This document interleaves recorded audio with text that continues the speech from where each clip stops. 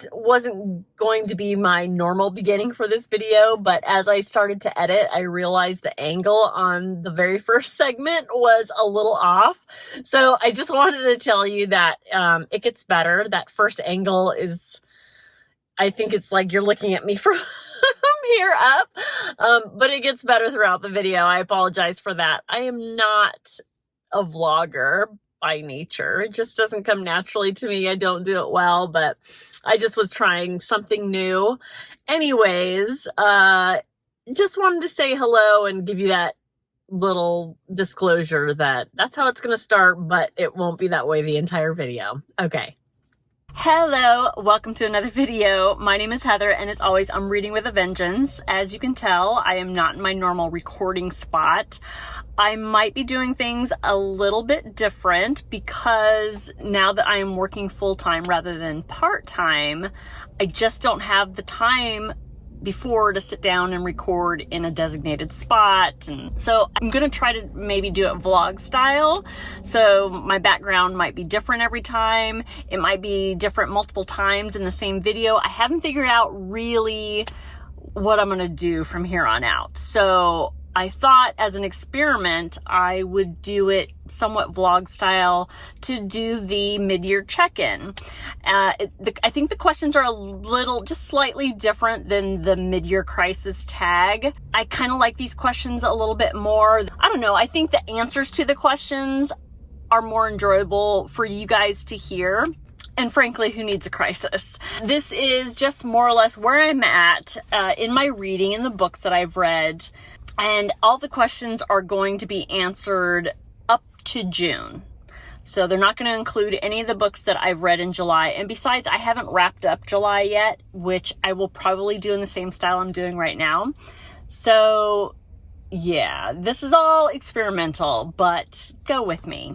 I know you guys are flexible, and all that really matters is that we talk about books, right? So let's get started. The first question is pretty standard among these types of tags, and that is, how many books have you read so far? The books that I have finished so far this year is 57.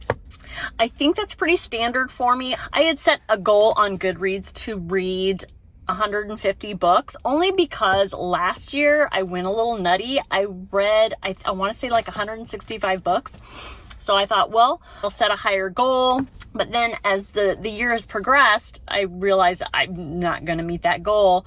And let me just be clear. I don't set a goal and then consciously think all the time, oh, I've got to read another book. I've got to read another book to hit those numbers. That's not why I do it. It's just a Goodreads thing. And then at the end of the year, like if you meet your goal, the confetti, it's just fun. Yeah. I don't read a certain number of books to brag.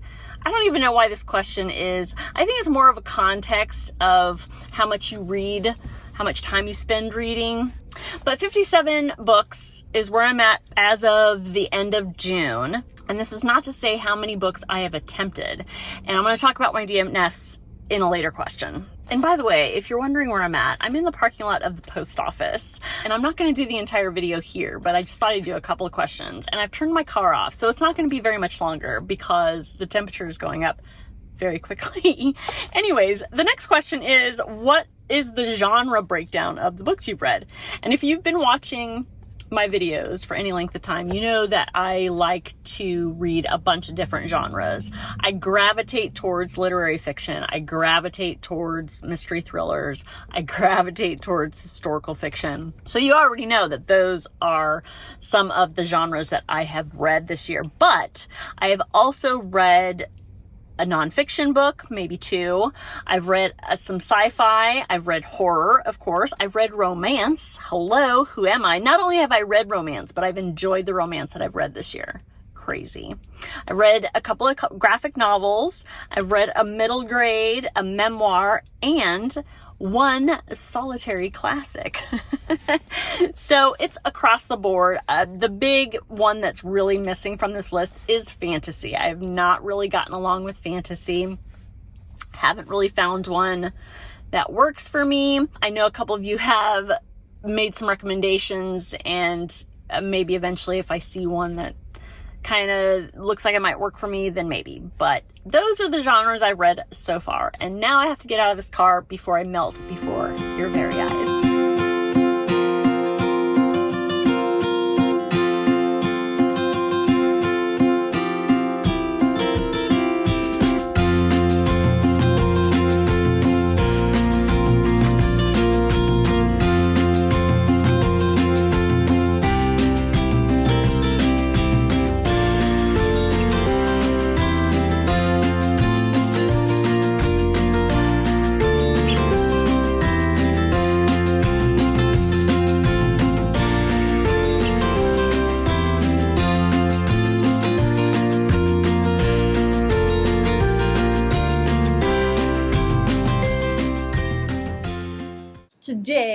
I am in my backyard on my back patio.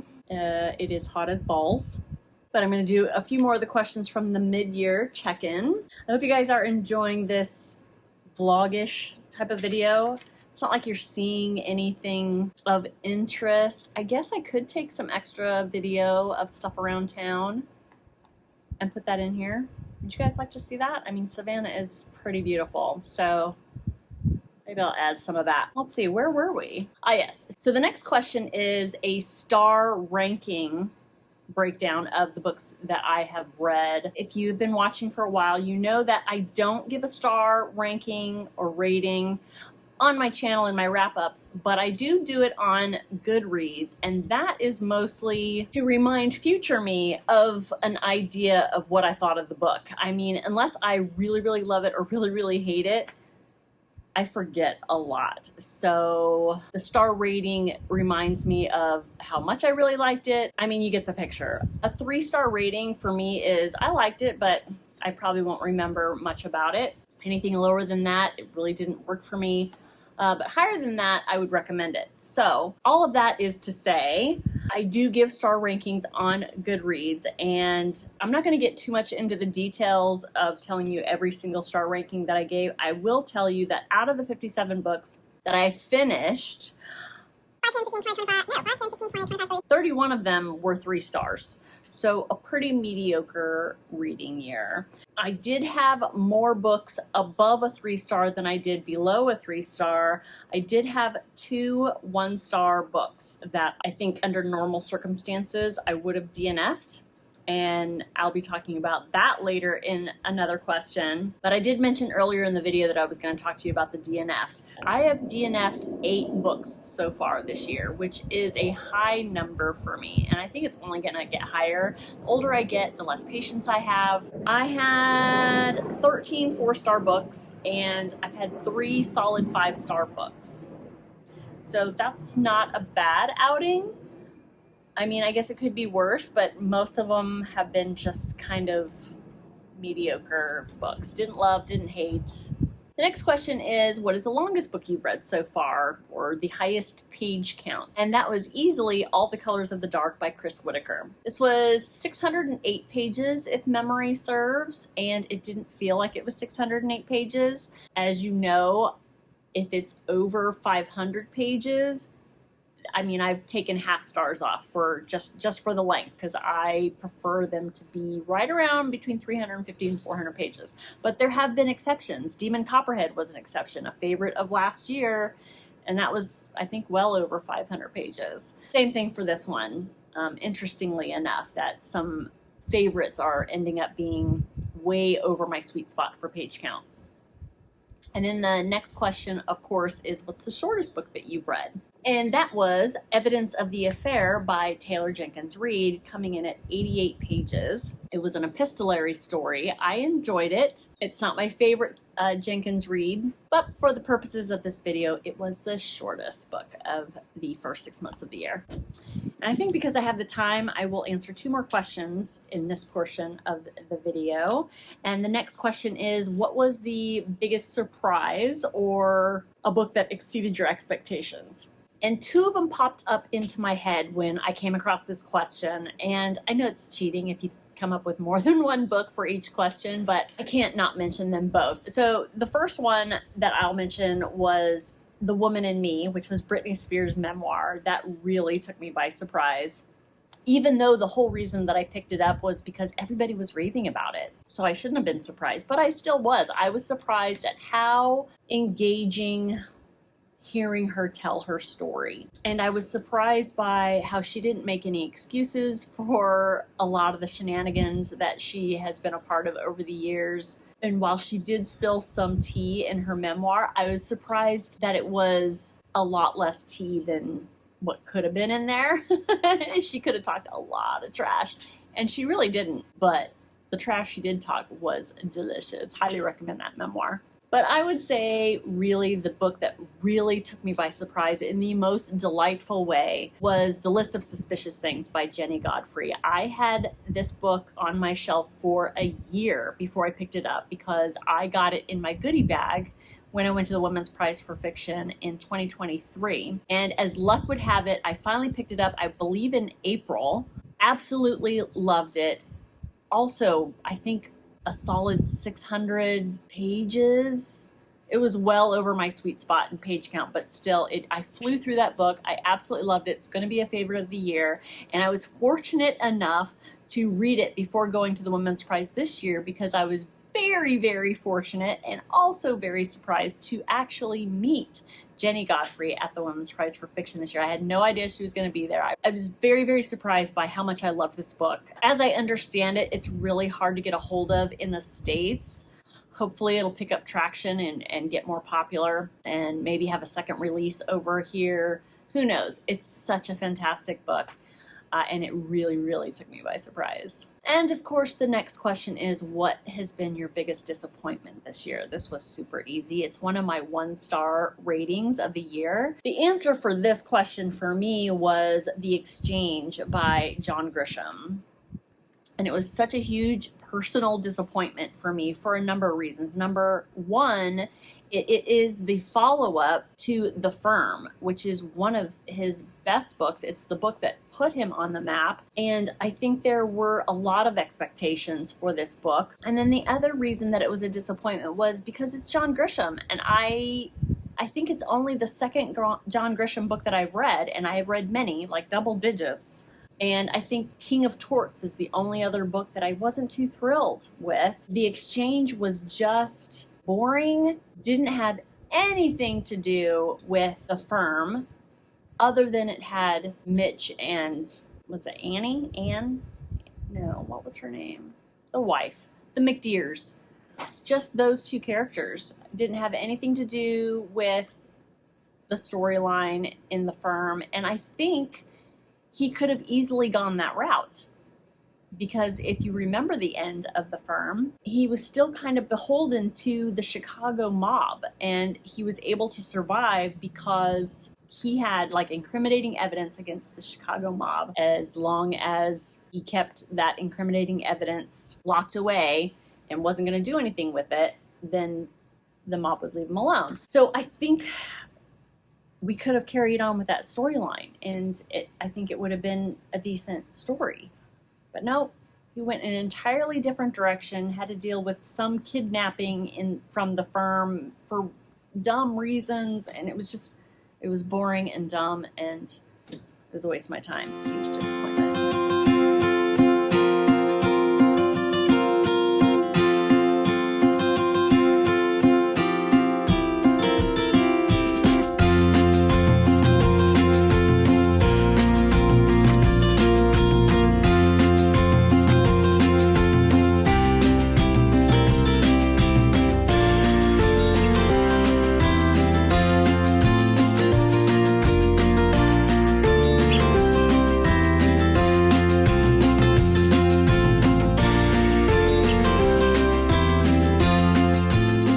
So I'm just about to go into work, so I only have a couple minutes, and I thought I would answer a couple more questions for this mid-year check-in. Where was I? Oh, yes. So the next question is what has been the prettiest cover? That one was pretty easy to come up with, and that is, what is her name? Okay. The prettiest cover, I think, for both the hardcover and the soft cover is Shark Heart by Emily Haybeck. I was intrigued by this cover immediately when I saw it, and it was on my TBR. Unfortunately, it didn't really work for me. I didn't love it as much as I thought I would, but I absolutely love this cover. Like I said, both the hardback and the paperback I think are gorgeous. I have kind of a weird fascination with sharks anyways, and what they did with the flowers and everything was, I just thought, really beautiful. And the next question is, what has been the best sequel that you have read this year? I haven't really read a sequel per se. However, I have read the next in a series that I have been reading. So two come to mind. One of the best series that I'm reading is the Armand Gamache series by Louise Penny. And I read the third in that series in January, The Cruelest Month, I believe. And I really, really enjoyed it. But I have to say, The best sequel is the third in the, is it even called the Holly series? It might be called the Holly series, but the third in that series is called Holly by Stephen King. I absolutely loved it. I thought he did a really great job. You all know I am a huge fan of Stephen King, and this particular character I thought was absolutely wonderful to follow along. And the mystery in this particular book I thought was a unique one. So Holly wins this question. Now I have to go to work.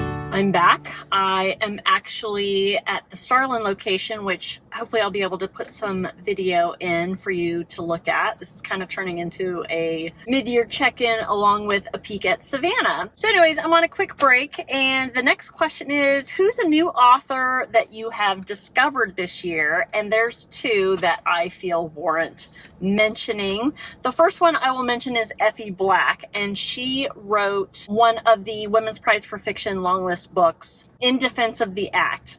I don't think it is available in the US yet. I really hope it will be soon. It was longlisted, but it was not shortlisted.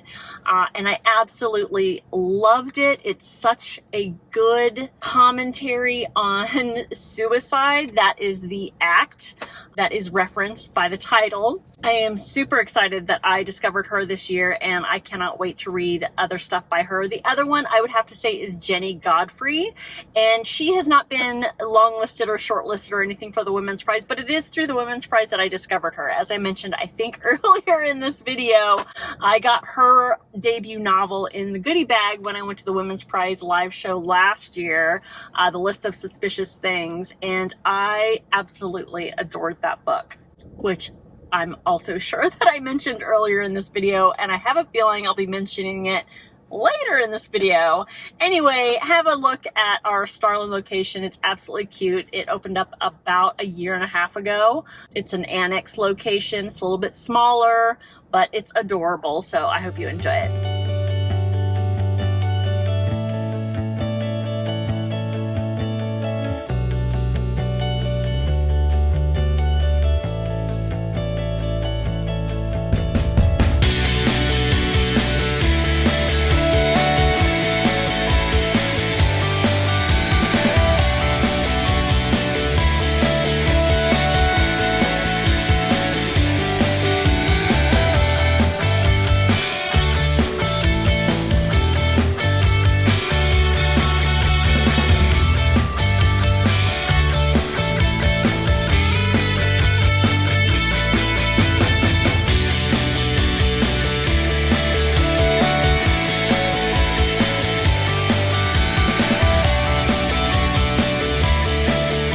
Good morning. I am back in my car. I am about to start work, but I left early because I had to feed the foxes. I don't know if I've told you that I have a family of foxes that live in my neighborhood. There's a wooded area and a pond, and we see them almost every day. My neighbors have seen 5 of them. We've only seen 2 at a time. They seem healthy, they seem fine, but I can't help myself. I feel like I have to help them along. So I did some Googling and found out that they like scrambled eggs and apples, and that's safe for them to eat. So I scramble foxes some eggs and cut up and peel apples for them and leave it for them like once a week. Anyways, I did that this morning. So I thought I would finish this mid-year check-in with the last 3 questions. So the last 3 questions of the mid-year check-in. What is a book that made you cry? Now, I don't cry very easily at books, but I do get choked up. And I have to say, sorry, this is boring. I'm going to bring up books that I've already mentioned in this video.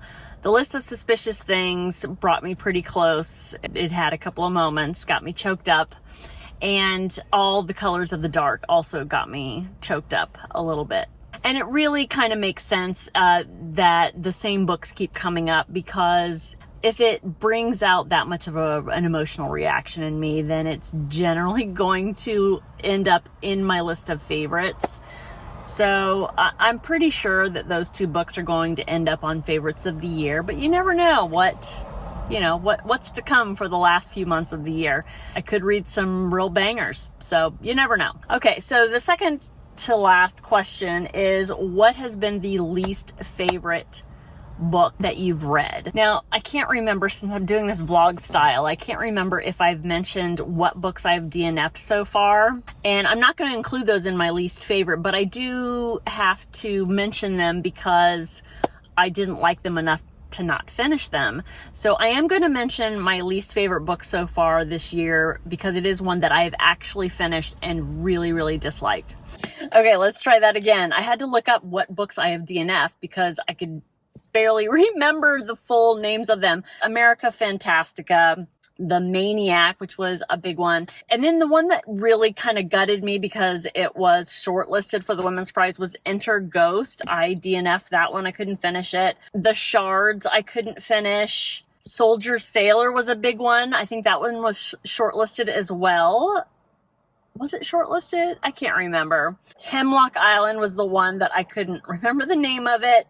But yeah, those are the ones that I DNF'd. So the one book, actually there's 2 books that I can think of that I actually finished that I really, really disliked. North Woods by Daniel Mason, which I know is a very unpopular opinion. So many people love that book, and I just don't understand why. I had to read it for Booktube Prize. I would have DNF'd if I didn't have to read it for Booktube Prize. So if you want to hear me rant about how much I hated that book, you can go ahead and watch that video. And then the other book that I can't remember if I've already mentioned in this video that I really disliked was The Exchange by John Grisham. But let's end this video on a positive note. And of course, the last question is, what has been your most favorite book of the first half of the year? And if you've watched my videos for a long time, I don't like to reveal like the most favorite book that I've had. And you can kind of guess what have been my group of favorites that I have. But so All the Colors of the Dark by Chris Whitaker, The List of Suspicious Things by Jenny Godfrey, those are on the top of my list. But I'll add to this top 3 favorites of the year so far, and that is Ordinary Human Failings by Megan Nolan, which was longlisted for the Women's Prize. I was completely gutted that was not shortlisted. I absolutely loved that book. It will likely be in the running for the favorites of the year. But those have been my favorites so far this year. I've read some good books. I've read some not so great books, but it's been a good year so far.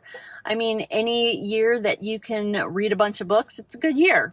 So that's it for this weird vlog-like video. I hope you enjoyed it. I hope I'm able to get some good footage from Savannah and maybe some little snippets from my personal life, and I hope you enjoy that. I know I'm not filming as much as I used to, but I just kind of want to be a little bit more authentic and just kind of film and talk to you guys about stuff that I really care about, so that it's worth my time and it's worth your time to watch. You know, what have been your favorites so far this year? What has been your top book for the first 6 months of the year?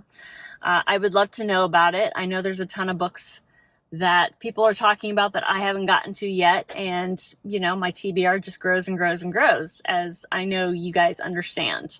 But anyways, that's it for this video. I hope you're all doing very well. Thank you so much for watching, and I will see you all next time. Bye-bye.